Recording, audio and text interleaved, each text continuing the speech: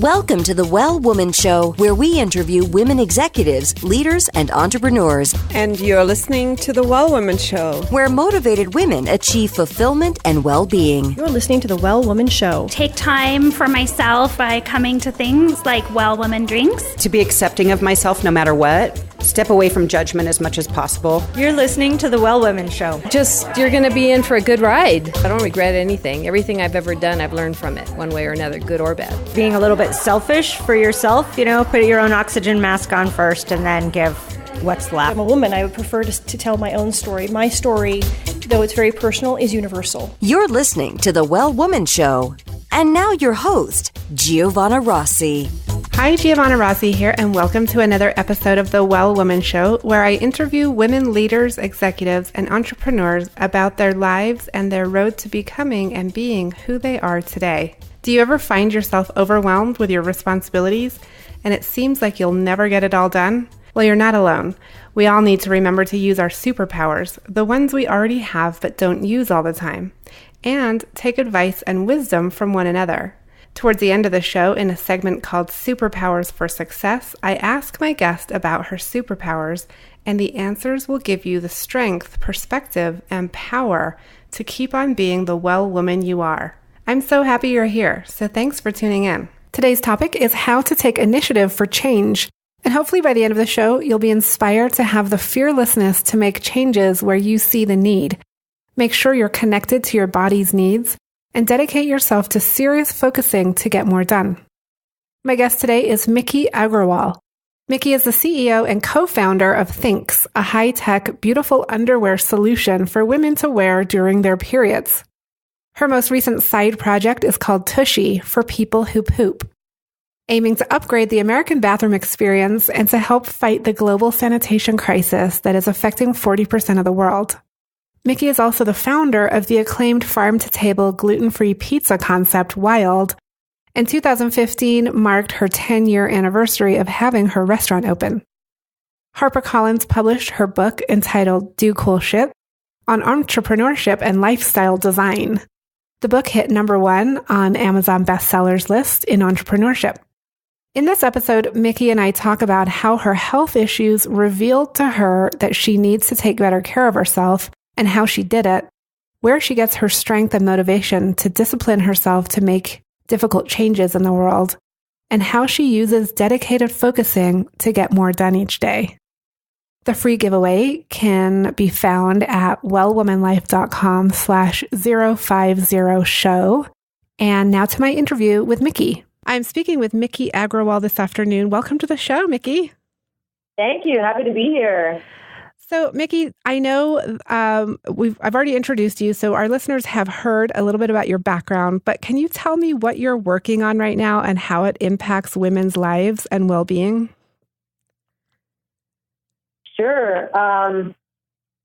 So I started a company called Thinx, and we make period-proof underwear. Right. Because I guess the question I can ask you back is how many pairs of underwear have you ruined on your period? Well, let's see. A lot, probably.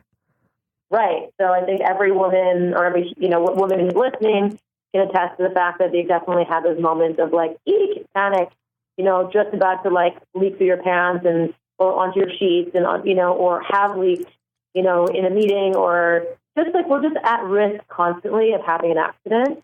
And the question became that, in this day and age of innovation, how is it possible that women are still leaking into their underwear and having these embarrassing moments? And so looked at the marketplace and discovered that the feminine hygiene category is a $19 billion category. The underwear category is a $14 billion category. And underwear is only, being made more flimsy, more sexy, more see-through, more lacy, more unsupportive. And the feminine hygiene category, tampons were invented in 1931 by a man. The pad, real latest innovation was in late 1960s when they introduced the adhesive strip or Scotch tape underneath the pad. Right. And menstrual cups are still not yet really mainstream. And so 3 major innovations in the entire 20th century in a category that women require for most of our lives, this makes no sense. And so realized that there really was an opportunity to make a new invention that took a beautiful pair of underwear that looks and feels like a regular pair of underwear, but has built-in technology built into the gusset. So the innermost layer, wicks away moisture, so keeping you feeling dry. So you feel dry when you bleed into it or have overflow into the underwear. It's absorbent. It absorbs up to 2 full tampons worth of blood. So if you're literally like caught in a bind, you don't have to worry at all about ever having to leak. It holds up to that much, and it's leak-proof. It's odorless. It's antimicrobial. So it does all the things that a woman really needs. But most importantly, it's not bulky like a pad. It doesn't have toxins and wasteful, sort of myths that both tampons and pads have. When you pull your tampon out on your medium, so like when you're mid to late cycle and you pull it out and it's a little dry. Mm-hmm. When you pull it out, it hurts a little bit to pull the tampon out. Right. I don't actually use tampons, but yes, I understand what you're asking. Well, so that when you pull a tampon out in your medium and light days, and you're pulling a tampon out and it's dry and it actually hurts because it causes micro abrasions inside your vaginal wall, right, which is really bad for women. That actually causes and helps promote toxic shock syndrome. And so the best thing to do is on your heaviest days, wear an organic cotton tampon or a menstrual cup with our Thinx underwear. And then on your medium and light days, you wear the underwear just by itself. Mm-hmm. And this way you're not hurting your vagina, putting some foreign stuff in your body. You're not wasting, like resources on the planet. And you feel literally liberated. You don't feel like you have to deal with anything. There's nothing but it feels like you're like fully free. And I think that's the feeling that we wanted to give, and it has worked. I mean, we've helped. We've sold over 1 million units. So it's really working. Yeah, totally. I have to tell you that your marketing must be very good, because somehow I must be your target, market person, because I started receiving ads, and I found your company just because of some targeted marketing from your company, I guess. And I actually purchased a couple of them, and I love them. I will say I am totally, converted. Like I love it. That makes me so happy. Yeah, no, it's really cool. And so then I was like, what is going on with this company? I love it. And, on the Well Woman Show, we talk a lot about just all of the different aspects of women's lives and how we're balancing and juggling all of these things. And that, and it just seemed to be a really good fit for me. So I researched the company a little bit and found out a little bit about you. And I was like, this is really interesting company, and you're doing cool stuff. And I want to just kind of go back to a few things you said at the beginning, though, about why you started the company. It seems like there's a huge oversight, or there was a huge oversight, and just a big gap in the industry. Why do you think it took so long for this, for someone to come up with something better than what we had? I mean, I obviously... Because periods have been vilified for so long. I mean, you look at the Bible, the Torah, the Quran, and Leviticus, they talk about how you will be defiled if you touch a woman on her period. In the Torah, they say they have to take a ritual bath because you're unclean after your period. In the Quran, they say you're unclean or impure on your period. And so these are scriptures that have been, around for centuries and have indoctrinated into communities, into culture. And it's really hard to get out of that. And, you just look at historically, the word taboo stems from the Polynesian root word tapwa. And one of the definitions of tapwa is menstruation. So the most uncomfortable thing you can talk about, taboo means menstruation. It's crazy. Right. And so it's been so ingrained in the psyche of history that periods are bad. And, and when you actually think about it, it's the thing that perpetuates human life. It's the thing that, that is required for every human man and woman to be here. Without that time of the month, without that important blood, no human being would exist. And yet we're considering that time of impurity. It's a time of celebration. It should be a time of gratitude. It should be a time of welcoming life, of thinking about the importance of what that means to create and perpetuate the human species. So this is something I really liked about your company when I started looking at it, is that you're doing definitely more than just selling underwear. You're really changing or starting to change the conversation about women and women's bodies and women's health. And so how has that been for you? And have you received a lot of pushback from the mainstream industry, the $19 billion industry that you referred to earlier? Yeah, I mean, we definitely, we're getting pushback from not just, the industry, but just from media, from people. People are like, it's hard to kind of get away from status quo. Like, even women have been indoctrinated by this periods are gross, ew, I don't want to talk about it. Why are you talking about it? It's like, why are we have to change the way people think about it. And we're doing that through education. We're doing that through, all of our newsletters that go out. We're doing it in all kinds of different consistent ways. So eventually people, will start to realize that, oh, wait, why am I disgusted by this? That when we think about, changing culture, we do it, I kind of create a thesis around it, like the sort of the three ways to really change culture and break a taboo. The first one is there needs to be a real and true innovation in this category in order for people to actually talk about this subject in a new way. So we developed a new literal one-for-one innovation. It has the innovation people want that works. The first thing to change culture is you need to have an innovative product that can really start sparking the new dialogue. The second thing that you need to change culture and break a taboo is artful, considered design across every touch point of the brand. And, when I think about, our Subway ads, when I think about our Facebook ads, when I think about our packaging or our website or every touch point of our brand, we really consider design. We really consider the artfulness of it. And we want to make sure that, if you look at a piece of, sort of design that Thinx did, you can't say, ew, right away, talking about period growth. You'll say, oh, wow, that's such beautiful art. And, oh, my God, they're talking about periods? Wait, what? And then people are much more inclined to talk about it because they initially opened themselves up to the beautiful, artful piece. And so the second step is consider artful design across every touch point of a brand. And then the third piece to really change culture and break a taboo is accessible, relatable communication across every touch point of our brand as well. So when we think about the way we write, we're not writing in a clinical, technical, medical, academic way. We're writing like we're texting our best girlfriend. And, so when you read it, it's very relatable. You're like, oh, I feel very familiar with it. And that has helped people really feel comfortable talking about it because they're like, oh, there's someone like me talking about it in the same way that I would talk about it. Yeah. So you are definitely doing all of those three things. I actually have seen some of the ads and they're just, beautiful. It doesn't matter what you're selling. They're just nice to look at. So I can see that's working. Miki, you're an entrepreneur. This is not your first company. You've actually had other companies.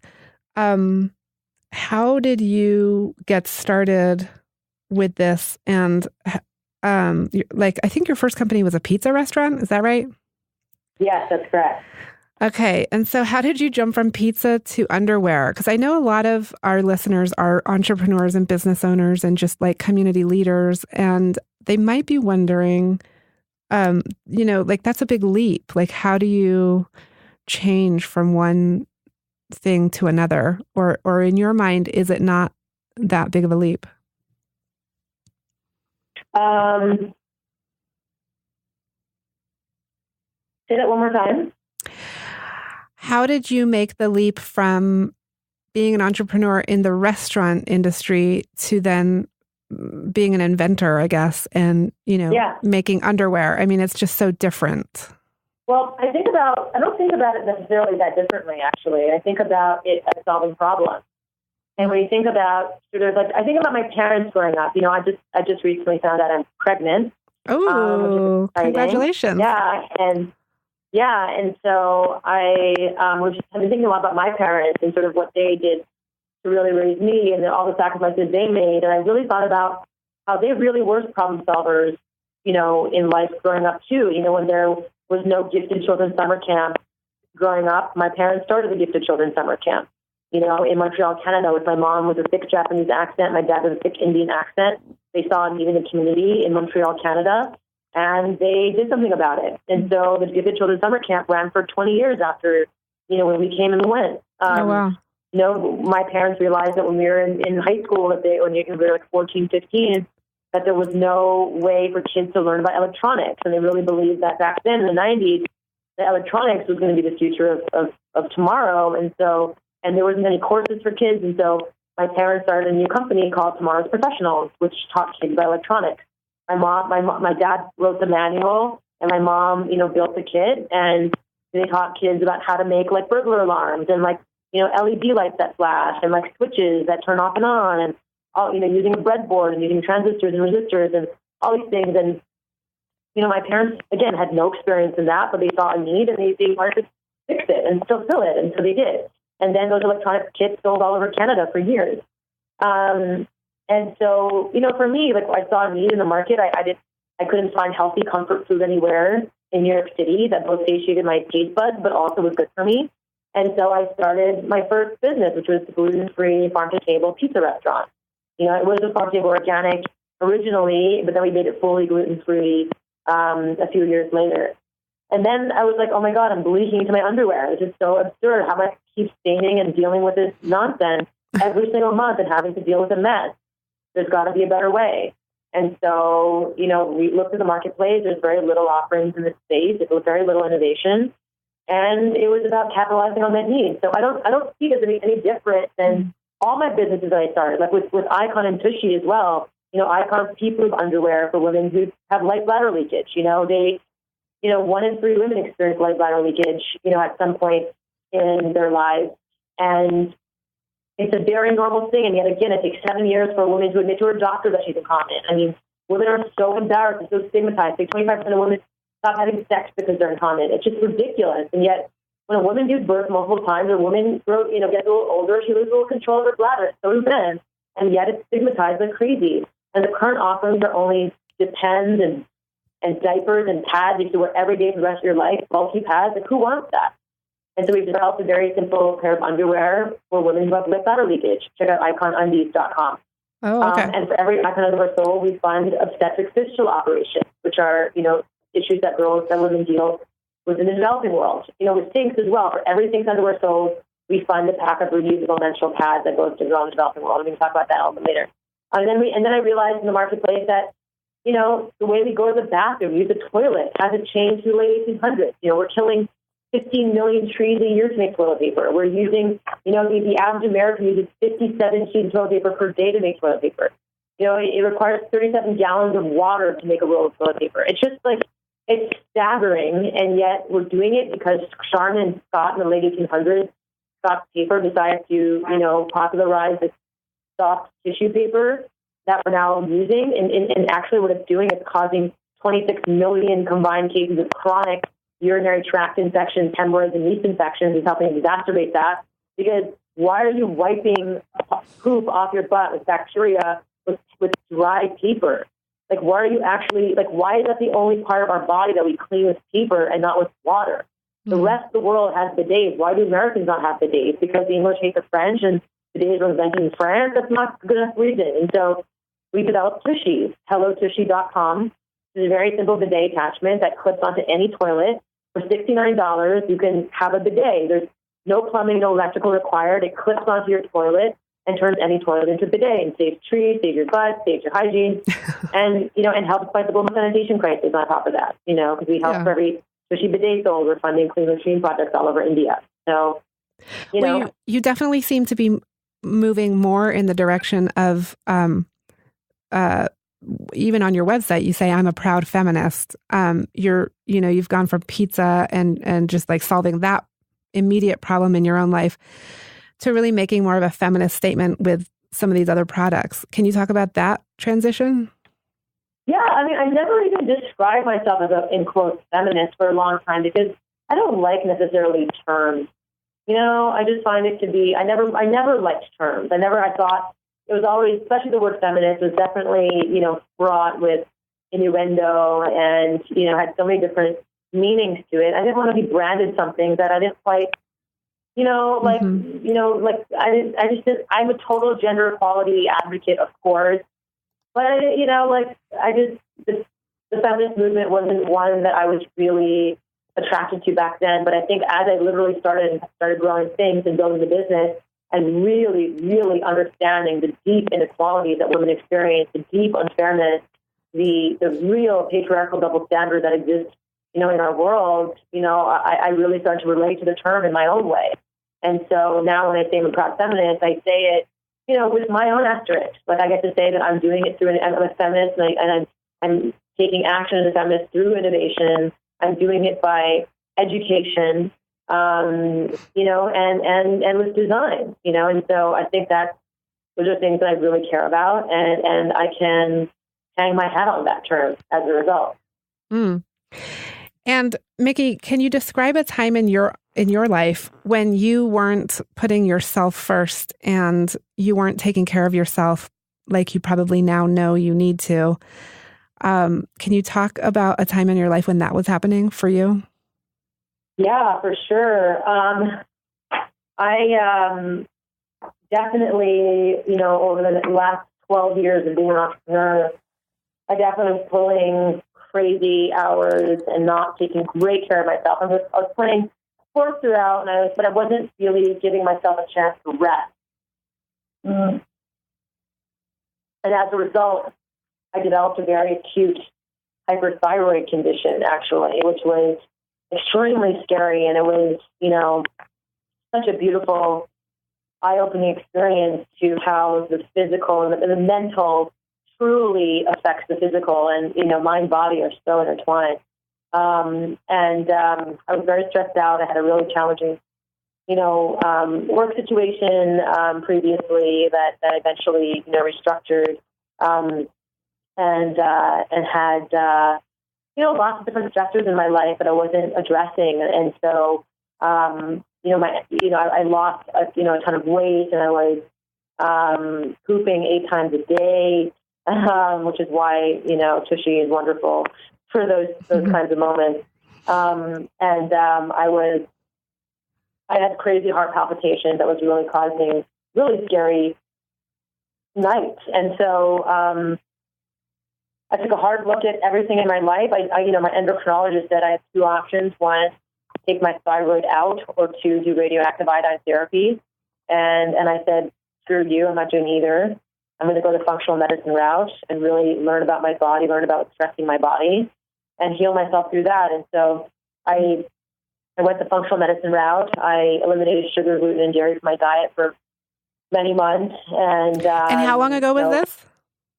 2.5 years ago. Okay. But it really just, ended 6 months ago. So I spent the next 2.5 years, like really healing myself. And so I started a yoga and meditation practice. I, restructured my company and took away the stressors in my life. I started seeing a life coach, which really cleared my channel of integrity. Like, what I'm thinking, feeling, and saying, like totally matched up and finally, and cleaned up a lot of the things that weren't cleaned up in the past. I started doing, acupuncture and massage, every week and every other week. And in 2 years, I healed myself fully. Went from having to take 4 pills a day, to manage my thyroid levels to 0.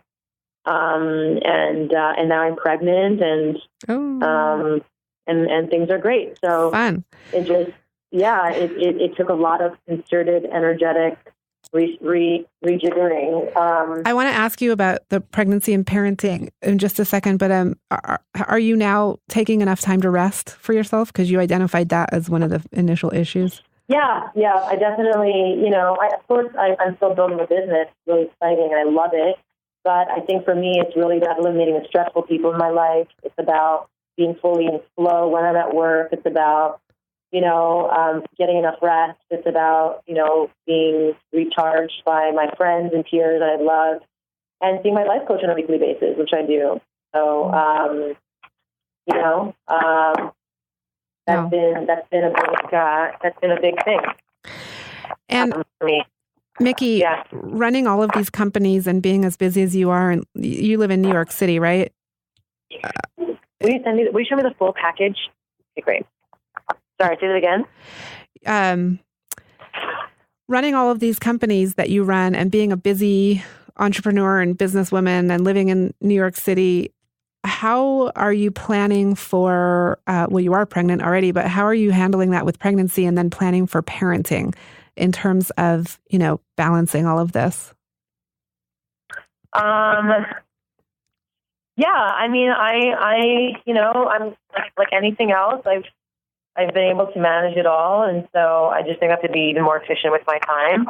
Sheryl Sandberg can do it, so can I.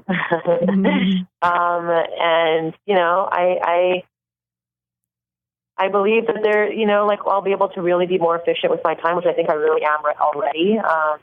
And I'll continue to be efficient with my time. So you're not going to pull back on anything. You're going to do it all, basically. Is your current plan. Yeah. I mean, I know when I have two little ones, and my second one, I took her everywhere. I mean, she was basically attached to me. I was wearing her really for the first 5 months. And so I would give, talks and presentations, and she'd just be there.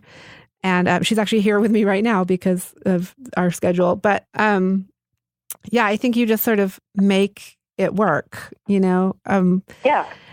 I know definitely I became more efficient when I had kids because you tend to have shorter windows of time to fit things in.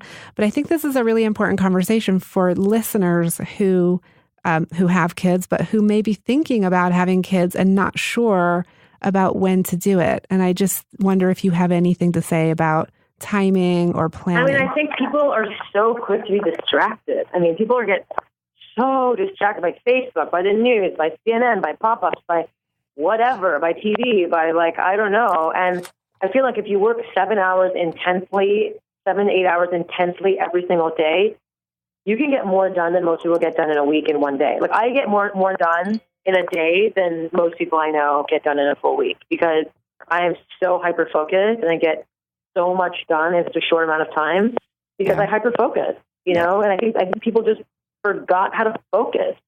And I think they just, and instead they take Adderall to focus. They take coffee and they do all these different things that hurt their bodies to focus. And they just need to learn to focus. They just have to sit there and learn, and your body will adapt to it.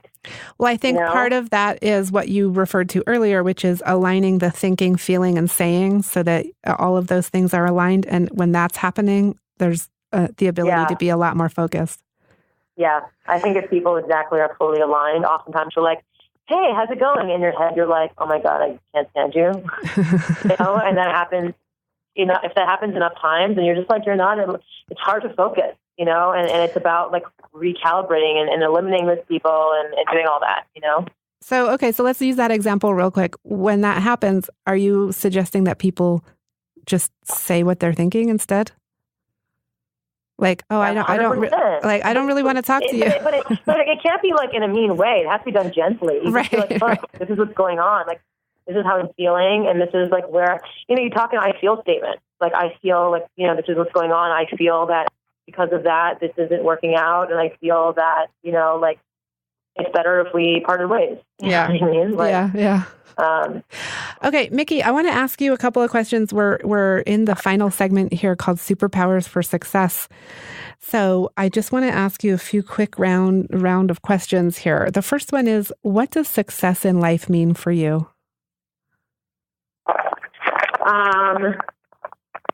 Say that one more time. What does success in life mean for you?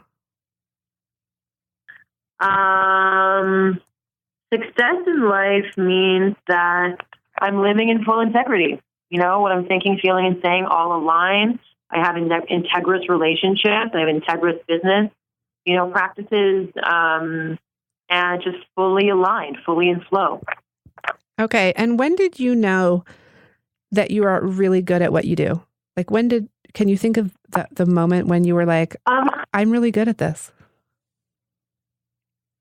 I mean, I rarely do that, to be honest. I don't really sit and be like, oh yeah, I'm, but I do. I think when I'm like having to talk about my teams and talk about what I've done, let's say for example, to my board, I explain like what I'm up to, then I get to really share how I feel. Like, this is what, I've done, what's happened at our company through my leadership, and then I'm like, wow, I've really done a lot in this past year. I've been able to really move a big conversation, through, and then I get to bask in that for a moment, but I don't think it lasts for more than a moment, and then you just carry on. Yeah. And what superpower did you discover you had only to realize it was there all the time? Say it one more time. What superpower did you discover you had only to realize it was there all the time? Well,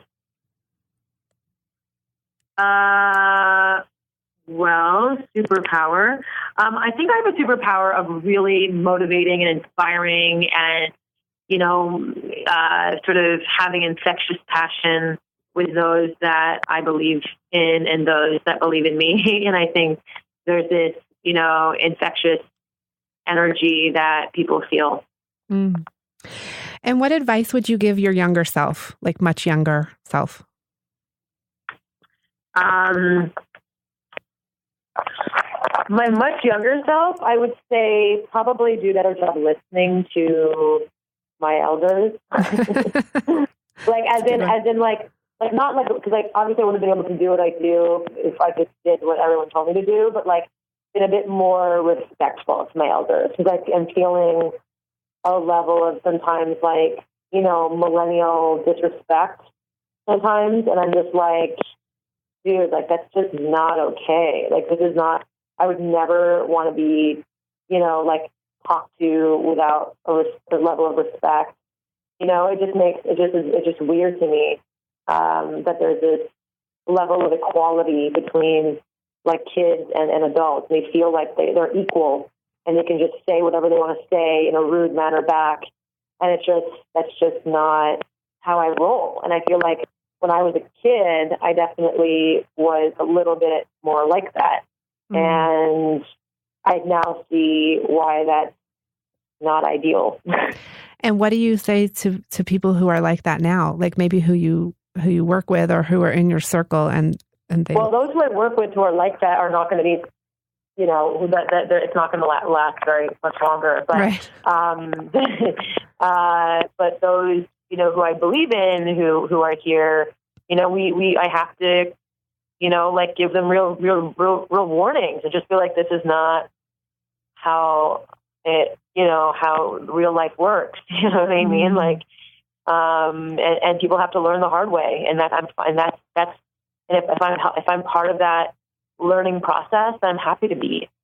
But I think it's important for people who are listening to really humble ourselves, to really feel,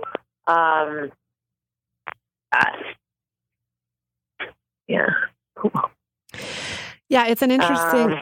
It's interesting because there's definitely this idea that you have to put the work in, in order to get somewhere, and then there are some younger folks who just, they just have good ideas and they think that they can achieve that level right away, and so I can see that as an issue. Okay, last question, Miki. What are you reading right now? What's on your nightstand? I'm actually reading my life coach's book. It's her galley. It's coming out. It's called Maybe It's You.